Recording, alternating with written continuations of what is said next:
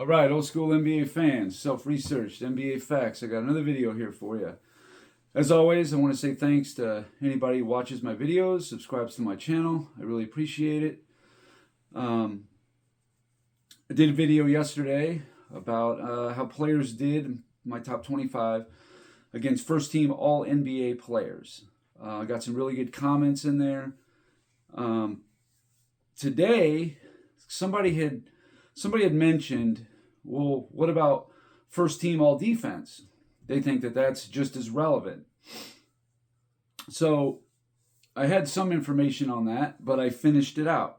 So that's exactly what this video is going to be. Is the same thing as yesterday, only apply that to first team all defense. And to some players, it was similar. To some players, very different.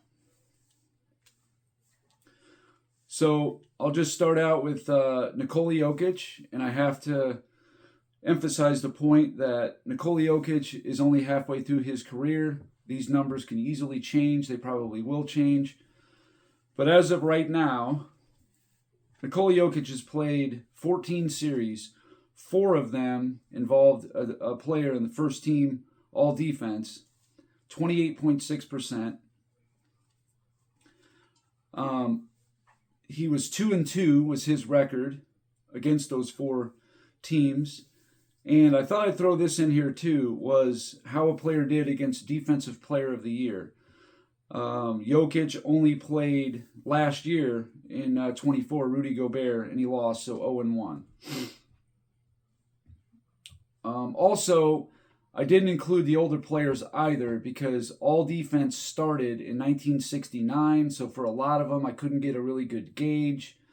The majority of these guys' career, like Elgin Baylor, Jerry West, Will Chamberlain, Bill Russell, George Mikan, either all or most of their careers would have been no all defensive teams, which it would have been so nice had they had that, because I think we'd be having very different conversations about a lot of players. But anyway, number 24, Giannis Antetokounmpo, and this one is very puzzling to me. In its 15 playoff series, only 2 was against a first-team all-defensive player for a 13.3%, very low. He's 1-1 in those 2 series. 0-1 against Defensive Player of the Year. That was 2022 against Boston, which had Marcus Smart. So again, he's got a lot of time to change that, but as of right now, that's where he sits.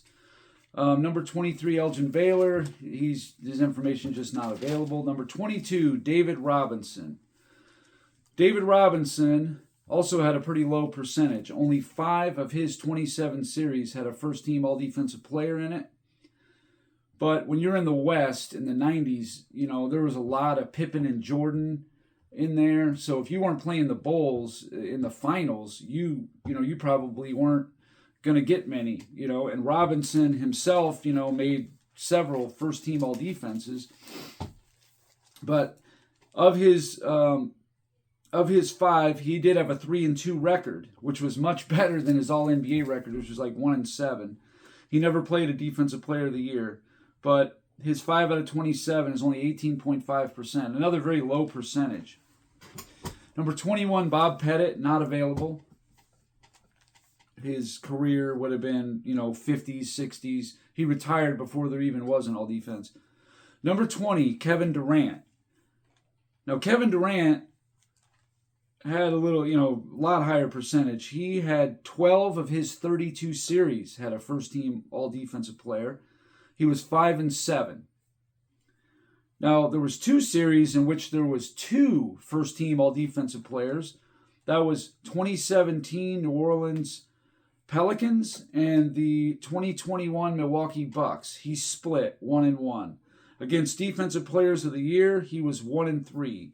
I think that would have been against Rudy Gobert last year, Marcus Smart in 22, Kawhi Leonard in 2016, and Marc Gasol in 2013. Number 19, Kevin Garnett. Kevin Garnett had a pretty high percentage. 11 of his 26 series had a first-team all-defensive player. His record wasn't very good, 3-8. He never played a team that had 2 all-defensive first teams, and he did play the Defensive Player of the Year once, which would have been Dwight Howard in 2010, and he won. Number 18, Karl Malone. Karl Malone, 11 of his 38 series, so that's pretty good. That's above average. 28.9%. His record, just like Kevin Garnett's, 3-8. He played 2 teams that had 2 players first team all defense. That would have been the 97 and the 98 Bulls. How Scottie Pippen made first team all defense when he missed half the season, I'll never understand that one, but he did. So obviously Malone lost both those. And then against the Defensive Player of the Year, he was 0-2. That would have been Olajuwon in 94 and Gary Payton in 96. Number 17, George Mikan, not available. Number 16, Oscar Robertson, not available. Number 15, Steph Curry. Steph Curry had a really good record against all NBAs. He had a really good record against all defenses. 5-1. But he only played 6 of his 29 series against first team all defense for a 20.6%, which is kind of low. He didn't play that many.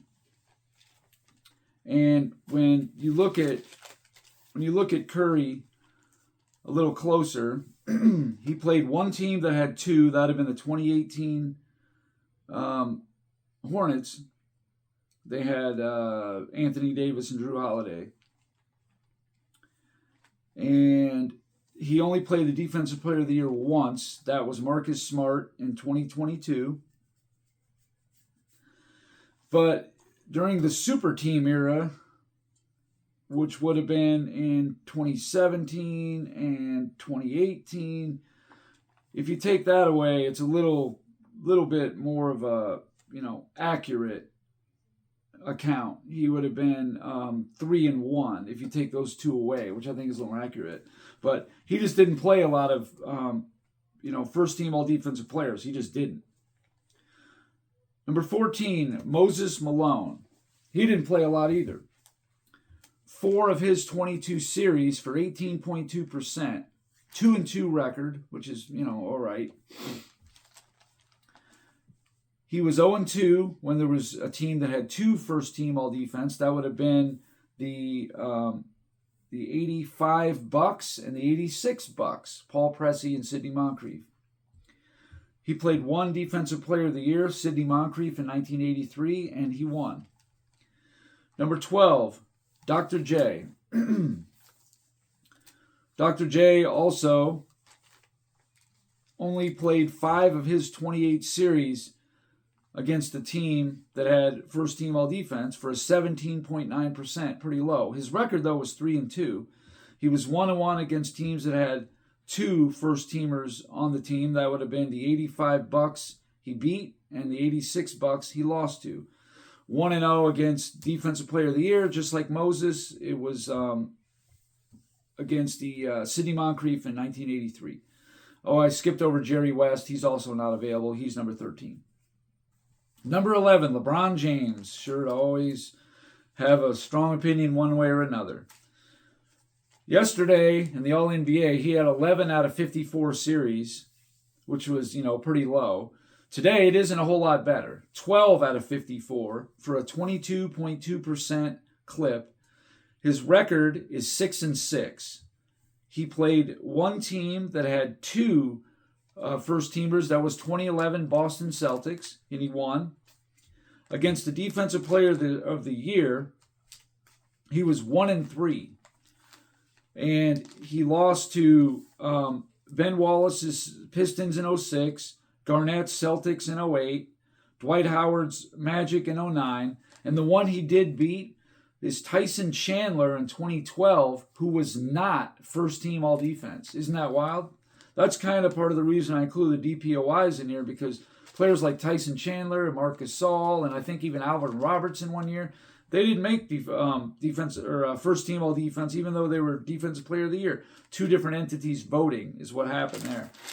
Number 10, Shaquille O'Neal. I believe he has the highest percentage on this list, or one of them. I think maybe second. 20 of 44 series for a 45.5%. His record is 12-8 against teams that had, at least one player on first team all defense. He was 0-2 against teams that had two players first team all defense. That would have been the 96 Bulls, who actually had three players, Rodman, Pippen, Jordan, and the 08 Spurs, which was Duncan and Bowen. So it is what it is. Defensive Player of the Year, he went 2-1. Beat Mutombo in 01. Beat Wallace in 06. Lost to Wallace in 05. But Shaq played a lot. And that's what this video is really more about, is about the percentage of teams played more than the record or anything else. It's just the percentage of teams played. Because I think that it goes right to the heart of competition. Number 9, Tim Duncan. Now, yesterday Duncan didn't fare that great, but he fared better here. 16 of 48 series for 33.3%. So that's a pretty good percentage. He went 9-7. 0-1 against a team that had two first-teamers. That was 2015 Clippers. I think that was Jordan and Paul.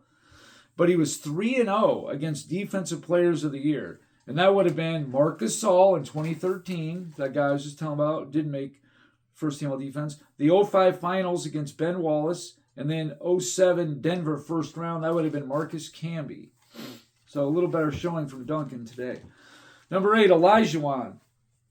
Olajuwon played 8 of his 28 series, had a first-teamer for a 28.6%. Pretty good. 3-5 record. He went 0-2 against Defensive Players of the Year. That would have been Gary Payton in 96 and Mark Eaton in 85. He was 1-0 against the only time he played two first-teamers, and that would have been the 95 Spurs when they had Rodman and Robinson on that team. So, it's okay. Larry Bird at number 6. Larry Bird played 11 of his 33 series, had a first-team all-defense for a 33.3%. His record was 5-6. He went 2-1 against teams that had two first-team all-defensive players on them, and that would have been the 81 76ers. He beat them. The 82 76ers, he lost to them, and then the 86 Bucks beat them. Against Defensive Player of the Year, 1-3. That would have been the 83. That would have been Sidney Moncrief in 83. Sidney Moncrief in 84. He split those two. And then he lost to Michael Cooper in 87 for the Lakers and lost to Detroit Dennis Rodman in 1991. Number 5, Kareem Abdul-Jabbar. Kareem did pretty good. 17 of 49 series for 34.7%. That's actually pretty good. 10-7 record. He was 2-3 against teams that had two first-team all-defense. 1-0 against Defensive Player of the Year. And that would have been 86 Alvin Robertson on the Spurs. Because, again, Defensive Player of the Year didn't even come in until 1983. That was year one. So players like Bird, Magic, Kareem, they didn't have that aspect of it, as much. But that's okay. Kareem actually did pretty good on this one. Much better than the All-NBA. It wasn't impressive at all. Number 4, Kobe Bryant. Kobe had the highest percentage of first-team all-defenses. And this is why it's funny. I make one video and I'm pushing against Kobe, and then in other videos I'm defending Kobe. So it's just funny how that works. Like sometimes I'm a Kobe lover, other times I'm a Kobe hater. It's just so funny. But I just go where the facts take me, and this is a fact that's good for Kobe. I mean, in his 21 series 21 of his 44 series, his record was 13-8, which is really good. A 48.8%, very good. 1-0 against teams that had two first-team all-defensive players on it, and he was 2-1 against the Defensive Player of the Year. That would have been Garnett in 08, lost to him 09. Dwight Howard beat him, and I think the other one would have been Mutombo in 01, beat him 2-1. So pretty good. All right, Magic Johnson at number 3. He had a pretty good record. He went 11 of his 40 series for a 27.5%. 8-3 record. 2-2 against teams that had 2 or more first-team all-defense. 1-0 against the Defensive Player of the Year. Number 2, Bill Russell is not available. I think I skipped over Wilt Chamberlain. Number 7, also not available. Number 1, Michael Jordan. Michael Jordan, 11 of his 37 series, he played a team that had at least one first-team all-defensive player for a 29.72% clip. That's pretty good. Definitely above average. 6-5 record, which any winning record is good. 2-1 against Defensive Players of the Year. That would have been 90, Dennis Rodman lost to him. 91, Rodman beat him. And 96, Gary Payton beat him. 0-4 against teams that had 2 first-team all-defensive players. But the only player on this whole list who played more teams that had 2 or more was Kareem, who played for 20 years. But he lost all 4 because it was the 85 Bucks. They had Paul Pressey and Sidney Moncrief. 87 Celtics, McHale and Johnson. 89 Pistons was Rodman and Dumars. 90 Pistons, Rodman and Dumars. But he was 0-4, you know. Like I said, I go where the facts take me. But, you know, those first 2 at least, you know, Jordan did have a losing record going up against, you know, much, much better teams. But whatever, that's what happened. So, just to go through, I'm just going to rank who played the most first all defensive players. I did it in a ranking, and this will conclude the video. Number 1 was Kobe at 48.8%. Number 2 was Shaq at 45.5%. Not, you know, very believable since they played a lot on the same team. Number 3, Kevin Garnett, 42.3%. Number 4, Kevin Durant, 37.5%. Number 5, Kareem at 34.7%. Tied for 6th was Tim Duncan and Larry Bird. They were both 33.3%. Number 8 was Michael Jordan at 29.7%. So he's in the top half of, you know, having the most first team all defenses out of 17 players. He's 8th, so he's in the top half. 9th, Karl Malone at 28.9%. Tied for 10th was Nikola Jokic and Hakeem Olajuwon. They were tied for 10th at 28.6%. At 12th was Magic Johnson, 27.5%. 13th, LeBron James, 22.2%. 14th, Steph Curry at 20.6%. 15th, Dr. J at 17.9%. 16th, David Robinson at 18.5%. 17th, Moses Malone at 18.2%. And last but not least, he was 17th. 18th, Giannis Antetokounmpo, 13.3%, as he's only played 2 so far in his career, but he does have time to turn that around. So anyway, that's about it for this video. And, you know, like I said, you know, you take this stuff with a grain of salt. I think this is very good for Kobe. That's the player I think that did the best. He didn't have the best record per se, but he definitely played tough competition. There's no doubt about that. And, you know, I have him ranked number 4. Good, bad, or otherwise. You know, I get pushback for it on some people.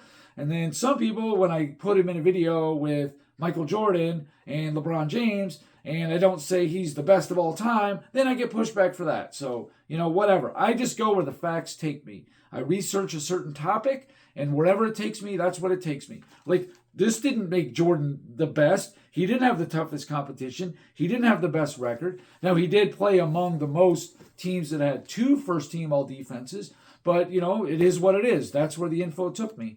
So, anyway, that's about it for this video. Thanks to anybody who watched it, and until next time.